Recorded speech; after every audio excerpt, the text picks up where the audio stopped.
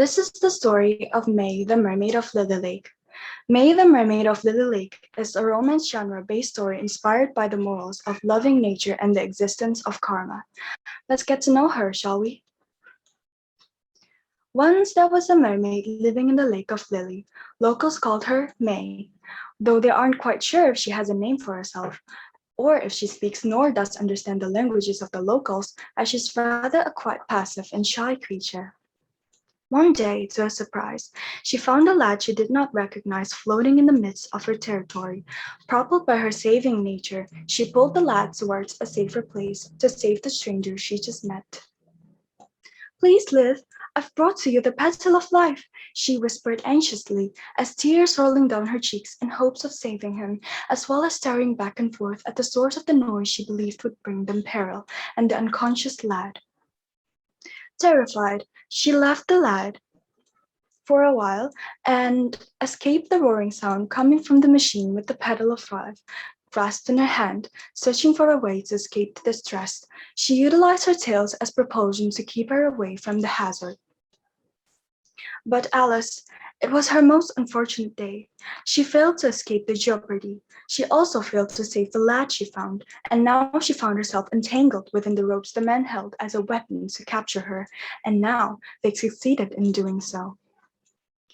As she struggles to let herself go from the strangle, the truth reveals itself.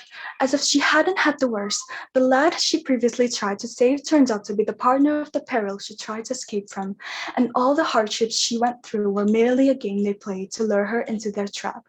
Good job, son! We finally captured the beast! He shouted as he spurs his thumb in the air towards the previously dormant boy, which turns out to be the wicked man's son. She was captivated. They were planning to either sell her to an auction or use her as an entertainment for the locals. Either way, they were utilizing May for their own fortune, and it was depressing for May. She wanted to be free. She wanted to return to home. The lad seems to have regretted what he had done. Even though he succeeded in helping his father gain money, deep down inside his heart, he believed that this was not how things should turn out to be, manipulating her naivete for his own selfish, greedy profit. So he thought, even if he was actually in danger, he would have wanted someone to help him, to return the kindness she gave previously, and to repent his sin. He stole her from her prison and drove quickly to return her back home while escaping the real beast, his father. As soon as they arrived at Lake Lily, he carried her and rushed towards a safe place to return her back safely. Alice. Bang! A blaze of shot penetrates his heart.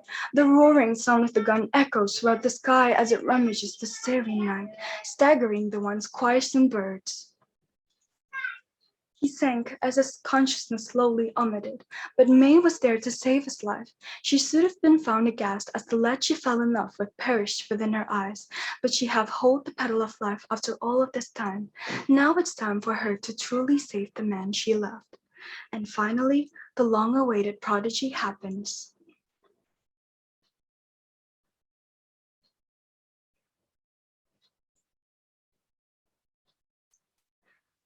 The petal of life returned his spirit and healed his wounded heart.